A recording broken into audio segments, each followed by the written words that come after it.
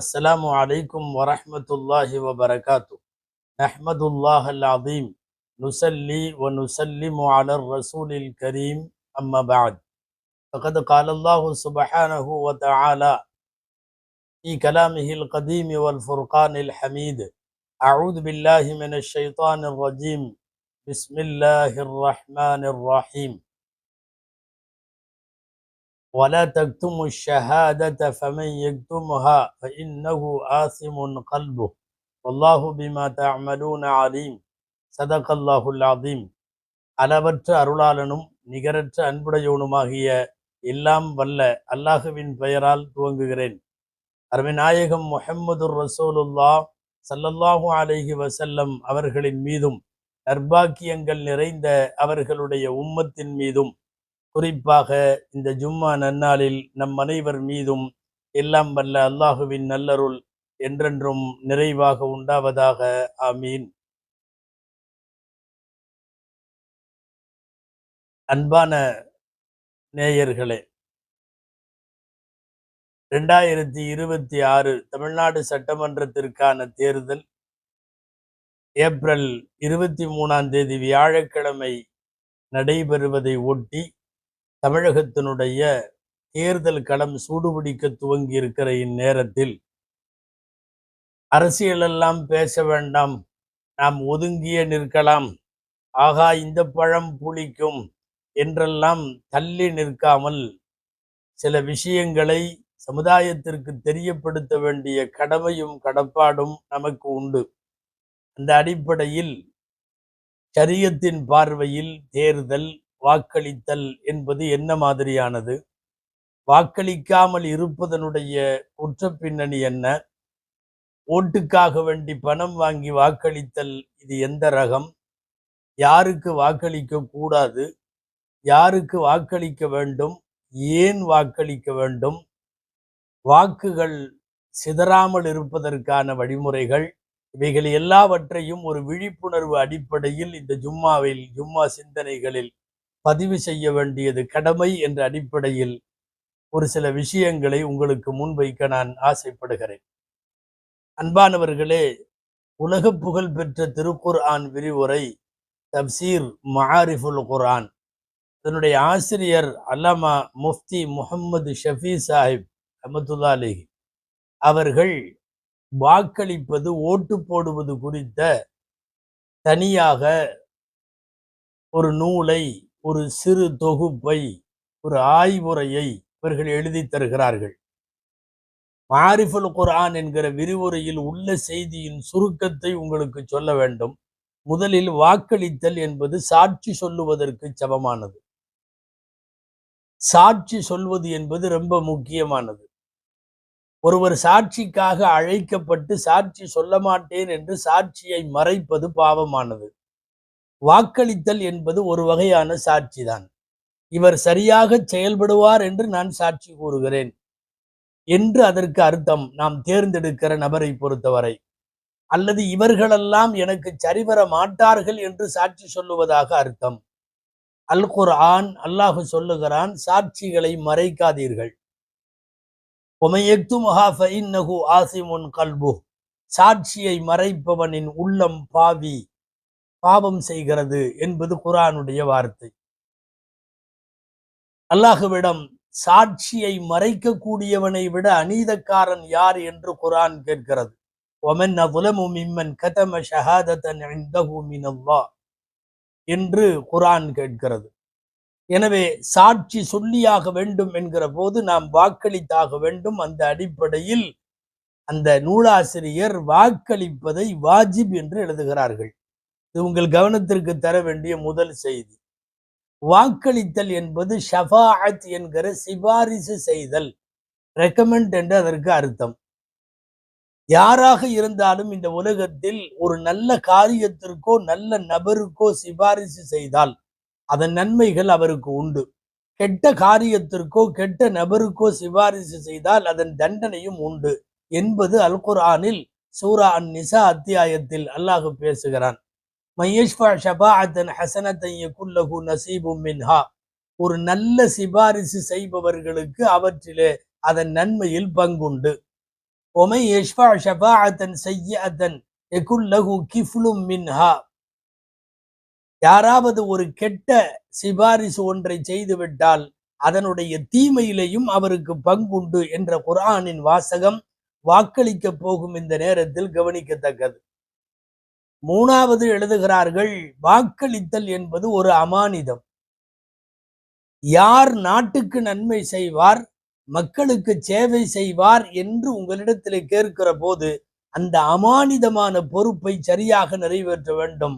அல்லாஹ் குர்ஆனின் வடிநெடுகிலும் சொல்லி இருக்கிறான். எனினும் முக்கியமாக ஒரு வசனம், இன்னல்லாஹ யஅமுருக்கும் அன் துஅத்துல் அமானாத்தி இலா அஹ்லிஹா, நீங்கள் அமானிதங்களை அதற்கு உரியவர்களிடம் ஒப்படைக்க வேண்டும் என்கிறது திருக்குர்ஆன். தகுதி இல்லாதவர்களிடம் நீங்கள் பொறுப்புகளை ஒப்படைத்தால் கியாமத்தை எதிர்பாருங்கள் என்பது நபிமொழி. இதா உஸ்ஸிதல் அம்ரு இலா கைரி அஹ்லிஹி ஃபன்தத்ரி ஸாஅ, இது நபி ஸல்லல்லாஹு அலைஹி வஸல்லம் சொன்னது. இதுவெல்லாம் வாக்களிப்பது குறித்த ஷரியத்தின் பார்வை. அன்பானவர்களே, வாருங்கள் அடுத்த செய்தி. தீமையானவர்களெல்லாம் களத்தில் நிற்கிற போது அடையாளப்படுத்தி அப்புறப்படுத்த வேண்டிய பொறுப்பு நம்மிடத்தில் இருக்கிற நேரத்தில் மௌனிகளாய், கண்டுகொள்ளாமல், அசட்டையாய், புறக்கணிப்பாய் இருந்துவிட்டால் அதன் குற்றம் நம்மையும் சாரும்.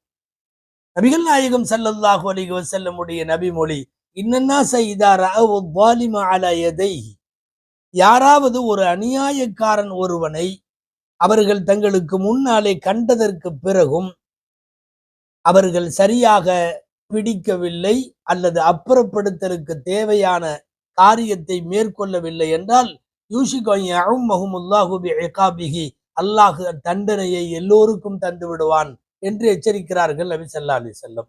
வேறு வார்த்தை சொன்னால் தகும், ஹதீஸில் இருப்பதாகவும் இருக்கிறது. மார்க்கம் அறிந்த பெரியவர்களெல்லாம் சொல்லுகிறார்கள், அஸ்ஸாகிது அனில் ஹக்கி ஷைத்தானுன் அஹ்ரஸ், ஒரு உண்மையை பேசாமல் மௌனம் காத்தவன் ஊமை ஷைத்தான் என்று வருகிறது.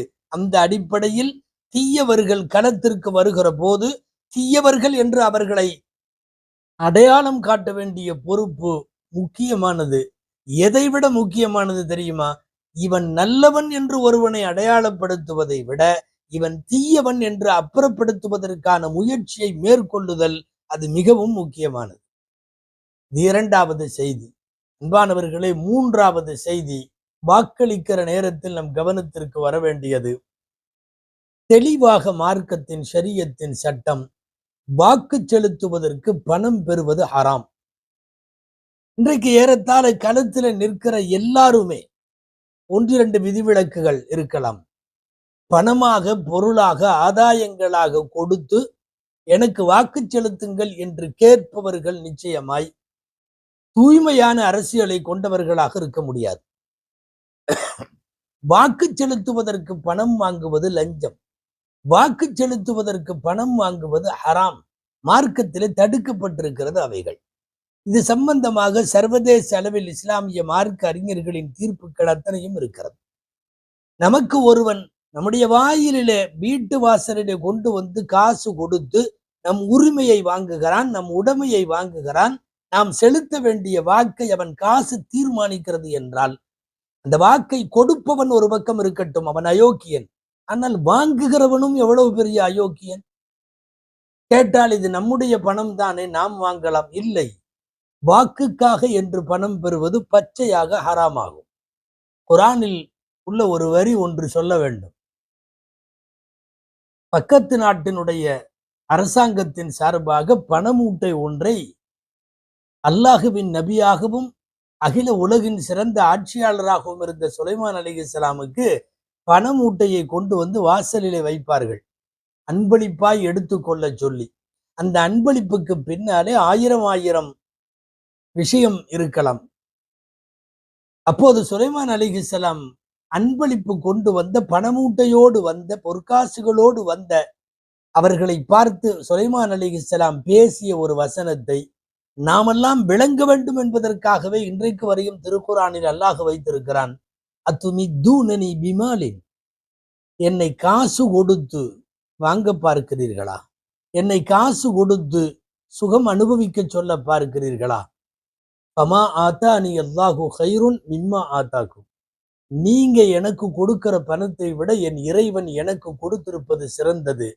முதல்ல இலைஹிம், முதல்ல இதை தூக்கிட்டு போயிரு என்று சொல்லி பணத்தை திருப்பி அடித்த ஒரு வரலாற்றை குர்ஆன் சொல்லும்.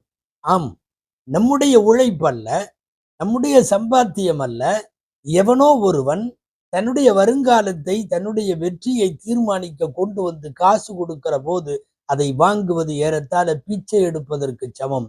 பச்சையாய் அது ஹராம் என்பதுதான் மார்க்கத்தினுடைய தீர்ப்பு. வாருங்கள், தேர்தல் களத்தின் சூழல்களை குறித்து நாம் பேசுவோம். அன்பானவர்களே, முதல்ல ஒரு செய்தி சொல்லணும். ஒரு முஸ்லிம் உலகத்தின் எந்த மூலையிலே வாழ்ந்தாலும் அவனுக்கு அவன் ஈமான் தான் முதலில். இரண்டாவது தான் தலைவர் அபிமானம், கட்சி அபிமானம், இயக்க அபிமானம், இது எல்லாமே அமைப்பின் மீதான அபிமானம். என்ன அபிமானமாக இருந்தாலும் முதலில் ஈமான், இறை நம்பிக்கை. நீ ஒரு முஸ்லிம், உனது ஈமானுக்கும் இஸ்லாத்திற்குமான மரியாதையும் கண்ணியமும் தான் முதல்ல. அதனால முஸ்லிம்களாக களிமா சொன்ன யாராக இருந்தாலும் தயவு செய்து ஈமானை விட மேலாய் உங்களுடைய கட்சியின் மீதான பிரியம் போய்விடக்கூடாது. கட்சி இருக்கட்டும், கட்சியில இருங்க, இரண்டாம் கட்டமாக இருக்கட்டும், முதலில் ஈமான் இருக்கட்டும். இன்னைக்கு ஈமான கூட தூக்கி போட்டுட்டு, இஸ்லாத்தை கூட தூக்கி போட்டுட்டு, தேவைப்பட்டால் கொண்ட தலைமைக்காக ஏற்றிருக்கிற அவர்களின் வழிகாட்டலில் ஈமானை கூட தூக்கி எறிந்து விடுவார்கள் என்கிற அளவுக்கு ஒரு அபாயம் தமிழக தேர்தல் களத்தில் நிலவுவதை நாம் ஒத்துக்கொண்டே ஆக வேண்டும். சொந்த தாய் பெருசா ஈமான் பெருசான்னா, ஈமான் பெருசுங்கிறது குர்ஆன். உன்னை பெற்ற தகப்பன் பெருசா ஈமான் பெருசான்னா, ஈமான் பெருசுங்கிறது குர்ஆன். நீங்கள் கேள்விப்பட்டிருக்கலாம், குல்லின்கான ஆபாவுக்கும் அபினாவுக்கும் அஸ்வாஜுக்கும் அஷீரத்துக்கும் அம்பாலுன் தரப்துமுஹா திஜாரத்துன் தக்ஷவுன கசாதகா. இந்த உலகத்தில் எதையெல்லாம் எதுவெல்லாம் நம்ம ஈர்க்குமோ அந்த விஷயத்தை எல்லாம் அல்லாஹ் சொல்லுகிறான். உங்களின் பெற்றோர், உங்களின் பிள்ளைகள், உங்கள் சகோதரர்கள், உங்கள் கணவன்மார்கள், உங்களுடைய காசு பணம், உங்களுடைய வியாபாரம், நீங்கள் அழிந்து போய்விடக் கூடாது என்று நினைக்கிற வியாபாரம், நீங்கள் குடியிருக்கிற வீடு, இதெல்லாம் அல்லாஹுவையும் ரசூலையும் மீறி இதன் மீது பிரியம் போய்விடக்கூடாது. சுருக்கமாய் ஒரு ஒரு ஒரு முஃமினுக்கு ஈமான் தான் அடிப்படை. அதுக்கு பிறகுதான் அமைப்பு, கட்சி, கொடி, இயக்கம் எல்லாமே. இந்த விஷயத்தை முதலில் பதிந்து கொள்ளுங்கள். தயவு செய்து நடுநிலையோடு சிந்திக்கின்ற ஒட்டுமொத்த இஸ்லாமிய சமுதாயத்திற்கு இந்த செய்தி முதல் செய்தி. எல்லாருமே இஸ்லாமிய சமுதாயத்திற்கு ஆதரவை போல தெரிவார்கள். ரொம்ப எச்சரிக்கையா இருக்கணும். எல்லாருமே தொப்பி போட துவங்கி இருக்கிறார்கள், எல்லாருமே கஞ்சி குடிக்க துவங்கி இருக்கிறார்கள், எல்லாருமே நோன்பு திறக்க துவங்கி இருக்கிறார்கள். எல்லா தொப்பிகளும் நல்ல தொப்பிகள் அல்ல. குல்லாவெல்லாம் சரியான குல்லா அல்ல. சில குல்லாக்கள் நல்ல குல்லாக்கள் அல்ல. கருப்பு குல்லா என்று ஒரு சொல்வடை இருக்கிறது. ஏமாற்றுவதற்கு போடப்படுகிற குல்லாக்கள் என்று சொல்லுவார்கள். அத்தனை தொப்பியும் நல்ல தொப்பி அல்ல. சந்தர்ப்பவாதத்திற்காக போடப்படுகிற தொப்பிகள் நிறைய உண்டு. அதிலும் குறிப்பாக தொப்பிகள் போட்டவர்கள், கஞ்சிகள் குடித்தவர்கள், இஃப்தாரின் பிரார்த்தனைகளிலே பங்கேற்றவர்கள் இப்போதெல்லாம் தொழுகுவதற்கு கூட துவங்கி இருக்கிறார்கள். இதுல என்ன வியப்புன்னா, தொழுக வச்சவங்களுக்கும் தெரியும் சம்பந்தப்பட்ட இஃப்தார்ல கலந்து கொண்ட ஒரு காஃபிரின் தொழுகை கூடாது. பக்கத்துல தொழுதவங்களுக்கும் தெரியும், கூட்டிட்டு வந்து யார் நிறுத்தினாங்களோ அவங்களுக்கெல்லாம் தெரியும், அத்தனை பேருக்கும் தெரியும். ஒரு வகையில் சொல்ல போனால் ஷரியத்தை அவமதிக்கிற செயல் இது. எனவே தொப்பிகள், கஞ்சிகள், தொழுகை, இது போன்ற எல்லா விதமான வித்தைகளிலே இருந்தும் ரொம்ப விழிப்புணர்வோடு இருக்க வேண்டிய பொறுப்பு நமக்கு உண்டு. தேர்தல் குறித்து பேசுகிற போது ரொம்ப முக்கியமான செய்தி, முஸ்லிம்கள் ஒருமித்து ஒரு இடத்திற்கு வாக்களிக்கவில்லை என்றால், முஸ்லிம்களின் வாக்குகள் சிந்தினால் சிதறினால் எல்லா விதமான நம் பலமும் குன்றி போகும் என்பது நாம சொல்லுகிற வார்த்தை அல்ல, குர்ஆன் சொல்லுகிற வார்த்தை. وَلَا تَنَازَعُوا فَتَفْشَلُوا فَتَذْهَبَ رِيحُكُمْ فَاصْبِرُوا. குர்ஆனுடைய ஆயத்து இது. பிரிந்து விடாதீர்கள், பிரிஞ்சா கோழையாயிருவீங்க, உங்கள் சக்தி எல்லாம் போய்விடும், சக்தி போய்விடும் என்று எச்சரிக்கிறது குர்ஆன். எனவே சிந்தாமல் சிதறாமல் ஒரு குறிப்பிட்ட முடிவெடுத்து வாக்கு செலுத்த வேண்டிய மிக முக்கியமான பொறுப்பு இன்றைக்கு நம்மிடத்திலே வந்திருக்கிறது. அரசியல் பேசுவதாகவும் தீவிர அரசியலில் இறங்குவதாகவும் நினைக்க வேண்டாம். தேர்தலின் போது சமுதாய மக்களுக்கான செய்தியை, எச்சரிக்கையை, விழிப்புணர்வை, அவர்கள் வாக்களிக்க வேண்டிய தோரணைகளை எல்லாம் சொல்ல வேண்டிய பொறுப்பு இந்த உம்மத்தின் உலமாக்களுக்கு, சமுதாய தலைமைகளுக்கு, சமூக அக்கறை உள்ளவர்களுக்கு எல்லாருக்கும் இந்த பொறுப்பு உண்டு. அன்பானவர்களே, வாருங்கள். முதல் செய்தி, யாருக்கு வாக்களிக்க கூடாது என்பது தெளிவாகவே சொல்லிவிடலாம். மதவாதத்திற்கு வாக்களிக்க கூடாது. மதவாதத்தால் இந்த நாட்டில் நாம் அடைந்த இன்னல்களும் துயரங்களும் கொடுமைகளும் எக்கச்சக்கமானவை. அதனால் தான் மதவாதம் வேண்டாம் என்று சொல்லுகிறோம். மதவாதம் ஏன் வேண்டாம் என்பதை வலியுறுத்தி வாக்கு செலுத்துகிற வாக்காளர்களை நோக்கி எக்கச்சக்கமான தலைமைகள் நம்முடைய நாட்டிலே பேசிக் கொண்டிருக்கிறார்கள். சில குறிப்பிட்ட மதவாத அமைப்புகள் ஏறத்தாழ பாலியல் கட்சினே பேருங்கிற அளவுக்கு நாட்டில் பெண்களுக்கு எதிரான குற்றங்களை செய்து நாசப்படுத்தி இருக்கிறார்கள். ஒரு 6-7 வயது சிறுமி ஆசிஃபா போன்ற சிறுமிகளிலே இருந்து கிழவிகளை கூட விட்டு வைக்கவில்லை என்பது இந்தியாவினுடைய மிகப்பெரிய அசிங்கம். மஸ்ஜிதுகள், மதரசாக்களுக்கு பாதுகாப்பில்லாத ஒரு சூழல் நாட்டினுடைய பல்வேறு இடங்களில் நிலவுவதை பூரா தரவுகளோடு சொல்ல வேண்டும் என்கிற அவசியம் இல்லாத அளவுக்கு ஏற்கனவே வெட்ட வெளிச்சமானது. இஸ்லாமியர்களுடைய வக்ஃபு சொத்துக்களை முடக்கவும், அபகரிக்கவும், பயன்பாடற்று போக செய்யவுமான முயற்சிகள் மிக தீவிரமாக மதவாதத்தால் முன்னெடுக்கப்பட்டிருக்கிறது என்பது எல்லாருக்கும் தெரியும். மாட்டை வைத்து மனிதர்களை படுகொலை செய்கிற, அதிலும் கும்பல் தாக்குதல் என்று ஒரு ஏழை இந்திய குடிமகனை நடுவிலே நிற்க வைத்து மதவாத கும்பல் சுற்றி நின்று கும்பல் தாக்குதல் நடத்தி படுகொலை செய்யப்பட்டவர்கள் நூற்றுக்கணக்கில் செல்லுகிறார்கள் என்பது உங்களுக்கு தெரியும்.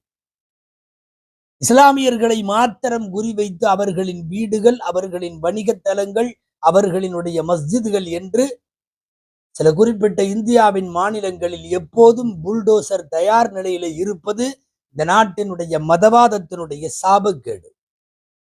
முத்தலாக்கு விஷயத்தில் ஷரியத்தினுடைய சட்டத்தை அப்பட்டமாக நம்முடைய உரிமையின் மீது கை வைக்கப்பட்டதை நாம் பார்த்தோம்.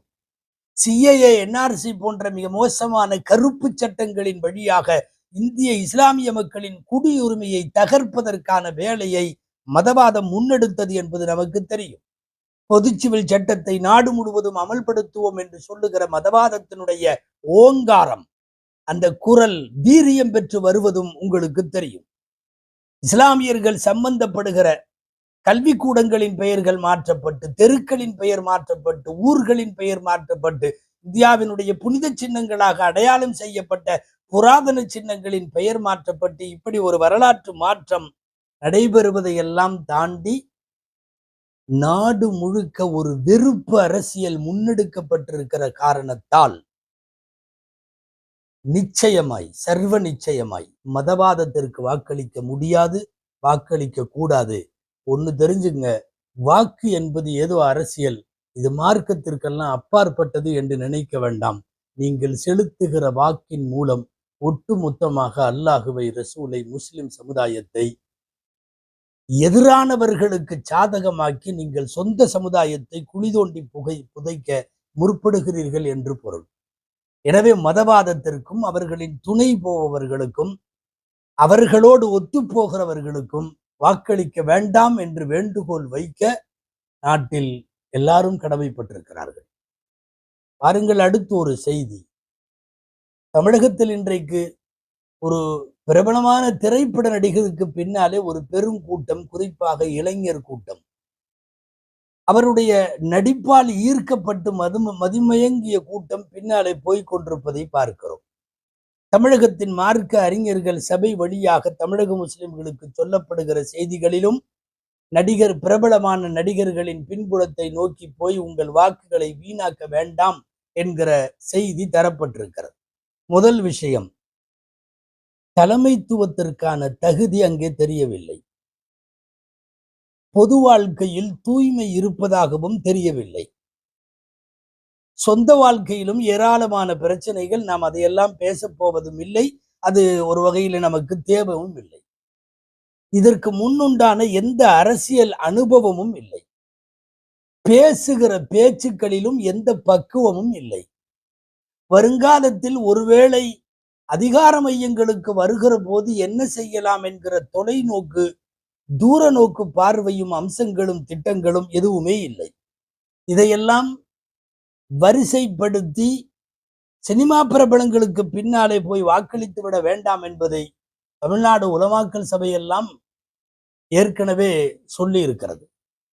இந்த விஷயத்தை ஆழமாய் நாம் யோசிக்கிற போது முதல்ல ஒரு செய்தி, நம்ம அந்த சினிமாங்கிறதுனால இப்ப பேச வரல. ஒரு சினிமா நடிகர் அதனால ஓட்டு போட அப்படியெல்லாம் பேச வரல. பொதுவா சினிமாவுக்கு ஒரு கருத்து உண்டு. நாங்கள் பல 100 முறை சொல்லி இருக்கிறோம். உலமாக்கள் அத்தனை பேருக்கும் சினிமா குறித்த ஒரு செய்தி உண்டு. இதுல நாங்கள் மறுபரிசீலனைக்கோ மறு ஆய்வுக்கோ போக வேண்டிய தேவையில்லை. திரும்ப திரும்ப சொல்லுகிறோம், அடித்து உரத்து சொல்லுகிறோம், சினிமா எந்த மனிதனின் வாழ்க்கையும் திருத்தாது. சீர்திருத்தத்திற்கானது அல்ல சினிமா. அது வெறும் பொழுதுபோக்குக்கானது. அது வெறும் டைம் பாஸுக்கானது. அது ஜஸ்ட் ஃபார் என்டர்டைன்மெண்ட் என்கிற நிலையில் மாத்திரம் நிறுத்தப்பட வேண்டியது. சினிமா ஒருவனை திருத்தாது. ஆனால் சத்தியமாய் சினிமா நிறைய பேரை கெடுத்திருக்கிறது. நிறைய பேரை கெடுத்திருக்கிறது. இதை யாரும் அந்த துறை சார்ந்தவர்களே இல்லை என்று சொல்ல முடியாது. சினிமாவின் உயர்ந்த விருதை பெற்ற ஆஸ்கார் விருது அகில உலகத்தில் சினிமாவுக்கான சிறந்த விருது. அந்த விருதை பெற்ற வில்லியம் குயின்கிற பெண்மணி, இந்த அம்மாவுடைய வார்த்தை, cinema is a area of vulgarity. அசிங்கமான ஏரியா தான் சினிமா என்பது யார் சொல்றது தெரியுமா? நானும் நீங்களும் அல்ல. தெருவில் போறோம் வர்றவன் அல்ல. 10ஓடு 1 11 அல்ல. சினிமா துறையில் உயரிய ஆஸ்கர் விருதை பெற்ற பெண்மணி சொல்லுவது. அதனால நாம சினிமாவை மாத்திரம் இப்ப காரணமா சொல்ல, அல்லது அவருடைய ஃபேமிலி லைஃப், அது இது சொந்த வாழ்க்கை, அதையெல்லாம் கூட இப்ப காரணமாக சொல்ல வேண்டாம், சொல்லவும் இல்லை, விட்டுறலாம். இது போன்ற சினிமா துறை சார்ந்த சமீபத்தில் தான் அரசியலுக்கு வந்திருக்கிறார்கள். குறிப்பிட்ட நடிகருக்கு பின்னாலே இன்றைக்கு இளைஞர்களினுடைய எழுச்சி நாம் கண்கூடாக உலக இந்த நாட்டிலே பார்க்கிறோம். சமீபத்தில் தான் அரசியல் வருகை. வேண்டாம், வாக்களிக்க வேண்டாம் என்று அந்த நடிகரை நடுநிலையாளர்கள், அறிவுஜீவிகள், சமூக அக்கறை உள்ளவர்கள், கொஞ்சம் ஆழ்ந்து சிந்திப்பவர்கள், பொலிட்டிக்கல் இஷ்யூஸ்களை தொடர்ந்து கவனித்து வருபவர்கள், தூரநோக்கர்கள் எல்லாம் வாக்களிக்க வேணான்னு சொல்றதுக்கு, அந்த வரிசையில நாமும் சொல்லுவதற்கு 2 மிக முக்கியமான காரணம். ஒரு காரணம், தொடர்ந்து முஸ்லிம்களை பயங்கரவாதிகளாக சித்தரித்து படம் எடுக்கிற போங்கு. இதை அவன் எவ்வளவு பெரிய கொம்பனா இருந்தாலும் ஏத்துக்க முடியாது. உனக்கு என்ன அப்படி ஒரு காழ்ப்புணர்வு சிறுபான்மை சமுதாயத்தின் மீது? குண்டு வைப்பவன் எல்லாம் தொப்பியும் தாடியும் போட்டிருக்கிறான் என்று மதவாதம் எழுதி கொடுத்த ஒன்றை அஜெண்டாவாக வைத்துக் கொண்டு படம் எடுப்பவன். சமீபத்தில் கசிய விடப்பட்ட படத்தின் காட்சிகளில் குண்டு வைக்கிற போதெல்லாம் பள்ளிவாசலில் பாங்கு சத்தம் சொல்லுவதை போல காட்டுவதற்கு உனக்கு என்ன துணிவு வேண்டும்? மனதில் என்ன வன்மம் வேண்டும்? இந்த அக்கிரமத்திற்கு முஸ்லிம் சமுதாயத்தில் ஒரு நபர் கூட துணை போய்விடக்கூடாது. நம்மை பயங்கரவாதிகளாக சித்தரிப்பவனும் அந்த சித்தரிப்பதற்கு துணை போவனும் ஓட ஓட அடிக்கப்பட வேண்டும். இதுல முஸ்லிம் சமுதாயம் தெளிவாக இருக்க வேண்டும். அது எந்த இயக்குனரா இருந்தாலும் சரி, எந்த நடிகரா இருந்தாலும் சரி, இந்த நாட்டின், இந்தியாவின், ஏன் உலகத்திலேயே சிறந்த ஸ்டாராக இருந்தாலும் முஸ்லிம் சமுதாயத்தை பயங்கரவாதியாக சித்தரிப்பவனுக்கு ஓட ஓட அடித்து விரட்டுவதை தவிர வேறு பாடம் தரக்கூடாது. அன்பானவர்களே, 2வது செய்தி, சமீப காலத்தினுடைய அரசியல் வருகைக்கு பின்னால் உற்று கவனிக்கிற போது தமிழகத்தில் தமிழ்நாட்டை ஒரு அயோத்தியாக மாற்றுவதற்கு இங்குள்ள மதவாத சக்திகள் முன்னெடுத்த போது, குறிப்பாக திருப்பரங்குன்றம் விவகாரத்தில் ஒண்ணுமே பேசாம, சப்தமே இல்லாமல், முதல்ல வெக்க, மானம், ரோசம் இருந்தால் ஒரு நிலைப்பாட்டில் தனது கருத்தை தெரிவிக்க கூட வக்கற்ற நிலையில் திருப்பரங்குன்றம் குறித்து மௌனம் காத்தவர்கள் நிச்சயமாய் மதவாத சக்திகளின் அடிவருடிகள். வாக்களிக்க முடியாது. அவர்களுக்கான வாக்கள் தயவு செய்து யோசியுங்கள். யார் யாரோ ஒரு 40 பேர் 100 பேர் உள்ள கட்சி எல்லாம் கூட திருப்பரங்குன்றத்தினுடைய நேரத்தில் நிறைய வாய் திறந்து இதை கலவர பூமியா மாற்றுவதற்கான ஏற்பாடு என்று பேசினார்கள். குறைந்தபட்சம் எல்லாம் கொஞ்சம் அமைதியாயிருங்க அப்படின்னு சொல்றதுக்கு கூட வக்கில்லைன்னா அப்புறம் வேற என்ன தலைமை அது? எனவே சமீப காலத்தினுடைய அரசியல் நிகழ்வுகளில் இது ரொம்ப கவனிக்கப்பட வேண்டும். இதனால் தான் நடிகர் சம்பந்தமான சினிமா பிரபலங்களுக்கு பின்னாலே போய் வாக்களித்து விட வேண்டாம் என்று சொல்லுகிறோம். இனி இதுக்கு மேல மறைச்செல்லாம் பேசுறது இல்லை, ஓப்பனாக பேசலாம். இந்த முறை சிறுபான்மை சமுதாயத்தினுடைய பெரும்பாலான அணியினர் அத்தனை பேரும் மதச்சார்பற்ற ஜனநாயக முற்போக்கு கூட்டணிக்கு ஆதரவு தெரிவிக்க வேண்டும் என்று பேசுவதற்கு பின்னாலும் இதே திருப்பரங்குன்றத்தை முதலில் சொல்ல வேண்டும். அன்பானவர்களே, தமிழகத்தை கலவர பூமியாக மாற்ற திட்டமிடப்பட்ட போது இங்கே ஆண்ட ஜனநாயக சக்திகள், அவர்களோடு இருந்தவர்கள் இந்த விஷயத்தை கையாண்ட விதமும் அணுகிய விதமும் தானாய் நம்மை அவர்களுக்கு நன்றி சொல்லி தூண்டுகிறது. இது ரொம்ப முக்கியமான காரணம். எல்லா அமைப்புகள், இஸ்லாமிய அமைப்புகள், தலைவர்கள் எல்லாரும் சேர்ந்து ஒரு அமைப்பை பிடித்து தொங்குவது அத்தனை பேருக்கும் பெட்டி கிடைத்தது, பணம் கிடைத்தது என்பதற்கெல்லாம் அல்ல. கொஞ்சம் புரியணும். இந்த நாட்டினுடைய இஸ்லாமிய மக்களின் குடியுரிமையை கேள்விக்குறியாக்குவதற்கு முனைந்த போது 1 கோடி கையெழுத்து இயக்கம் போட்டு அதில் முதல் கையெழுத்தை தமிழ்நாட்டினுடைய முதல்வர் போட்டு முஸ்லிம் சமுதாயத்திற்கான குரலை முதலில் முன்னெடுத்த காரணத்தால் அதற்கு நன்றி தெரிவிக்க வேண்டிய கடமையும் முஸ்லிம் சமுதாயத்திற்கு உண்டு. எல்லாத்துக்கும் மேல அதெல்லாம் வேண்டாம். மதக்கலவரங்கள் தமிழகத்தில் இல்லை. நடத்த முயற்சித்தவர்களையும் அப்படி நடத்த விடவில்லை. மதக்கலவரங்கள் இல்லாத ஒரு தமிழகம் வேண்டும் என்பதற்குத்தான் வாக்களிக்க வேண்டிய பொறுப்பு இருக்கிறது. அன்பானவர்களை, ஏன் மதச்சார்பற்ற கூட்டணிக்கு வாக்களிங்கன்னு சொல்றோம்?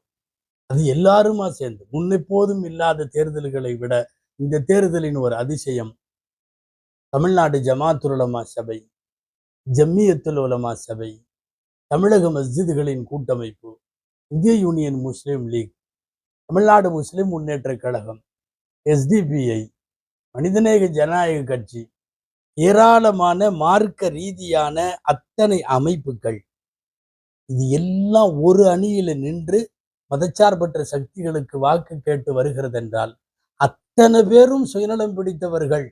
எங்களுடைய நடிகர் அல்லது எங்களுடைய தலைவர் அல்லது எங்களுடைய கட்சி இது மாத்திரம் சிறந்தது என்று முடிவெடுக்கிற முஸ்லிம் கொஞ்சம் தவறான முடிவை விபரீதமாக எடுக்கிறார்கள் என்று பொருள். இந்தியாவில் மதவாதத்திற்கு எதிராக வேகமாய் களமாடாவிட்டாலும் களமாடுகிற நிலையில் உள்ள ஒரே ஒரு அமைப்பு காங்கிரஸ் மட்டும். நீண்ட காலமாக முஸ்லிம் சமுதாயத்தின் அரிசனையான போங்கில இருக்கக்கூடிய கம்யூனிஸ்டுகள், அம்பேத்கர் போன்ற தலைமைகளை கையில் எடுத்து அந்த கொள்கைகளை வைத்துக் கொண்டு தமிழகத்தில் களமாடுகிற விடுதலை சிறுத்தைகள், இந்த அத்தனை பேரும் ஒரு அணியில நிற்கிறார்கள் என்பது உங்களுக்கு கவனம் தேவை. அதனால்தான் கிறிஸ்தவ மார்க்க அறிஞர்கள், இஸ்லாமிய மார்க்க அறிஞர்கள் அத்தனை பேரும் ஜனநாயக கூட்டணிக்கு ஆதரவு தர வேண்டும் என்று கேட்கிறார்கள். அதாவது மதச்சார்பற்ற கூட்டணிக்கு. சமீப காலத்தில் தமிழகத்தில் வாக்குகளை கேட்பதில் அறிஞர்கள், குறிப்பாக மதம் சார்ந்த அறிஞர்களால் முன்வைக்கப்பட்டவைகளில் நம் கவனத்தை ஈர்த்தது தமிழ்நாடு ஆயர் பேரவை, கிறிஸ்தவ பிஷப்ஸ் கவுன்சில், தமிழக ஆயர் பேரவையினுடைய அறிக்கை. நாம் அவர்களுக்கு வாழ்த்து சொல்ல வேண்டும். ரொம்ப துல்லியமாக அவர்களின் அறிக்கை அதை சொல்லி இருக்கிறார்கள். யார் வெற்றி பெற வேண்டும் என்பது அல்ல இந்த தேர்தல், யார் தோக்கணுங்கிற தேர்தல். தோற்கடிக்க வேண்டியவர்களை தோற்கடிக்க வேண்டிய பொறுப்பு நமக்கு இருக்கிறது. அவங்க 3 செய்தி சொன்னாங்க, 3மே முத்தான செய்தி. 2வது செய்தி, கொஞ்சம் வாக்கு பிரிஞ்சாலும் மதவாதம் ஜெயித்துவிடும்.